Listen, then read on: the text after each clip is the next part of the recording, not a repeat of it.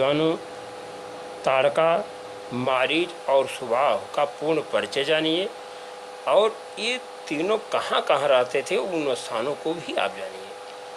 ताड़का देवयोनि अर्थात महायक्षिणी थी। ताड़का के पिता का नाम यक्षराज सुकेतु था। ताड़का जम्भपुत्र सुंद को ब्याही गई थी। मारीच ताड़का और सुंद का पुत्र महायक्ष यानी देव योनि का था। ताड़का की राजधानी तारबभनाथ अर्थात तारकी गांव वर्तमान में तारकी टीला मलदेश वर्तमान जनपद भोजपुर आरा में है। मारीच की जन्मभूमि यही तारकी गांव है। ताड़का अर्थात सुंद की राजधानी 1000 बीघे में ताड़का टीले पर 1000 बीघे में है। ताड़का टीले पर हजारों घर बन गए हैं। सुबाहु उपसंद का पुत्र था। यह मैंने पढ़ा किसी पुराण में, अर्थात मारीच का चचाजात भाई था।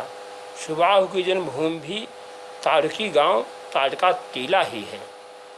वाल्मीकि रामायणे बालकांडे 25वां सर्ग, 26वां सर्ग तथा 30वां सर्ग पूरा पढ़ें।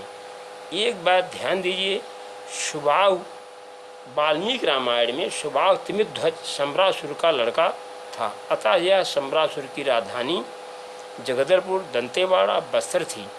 अतः सुबाहु की जन्मभूमि बस्तर हो सकती है। तब सुबाहु रावण के साधु भाई सम्रासुर का लड़का है। मैदानों की एक पुत्री मंदोदरी जो रावण से ब्याही गई थी। मैंने रावण से इसका विवाह शिवना नदी के तट पर शिवना नदी के जल से मंदसौर में किया था तथा एक पुत्री और मैदानों एक ने अपनी दूसरी पुत्री को सम्रासुर से ब्याही थी। प्रमाण के लिए वाल्मीकि रामायणे बालकांडे चत्वारिंशः सर्ग यानी 44वां सर्ग पढ़ें।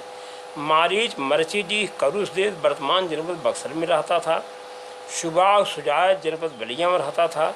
मारीच का भी उपनिवेश मरची जनपद बलिया में था। मरची और सुजायत चितबड़ा के समीप बलिया में है।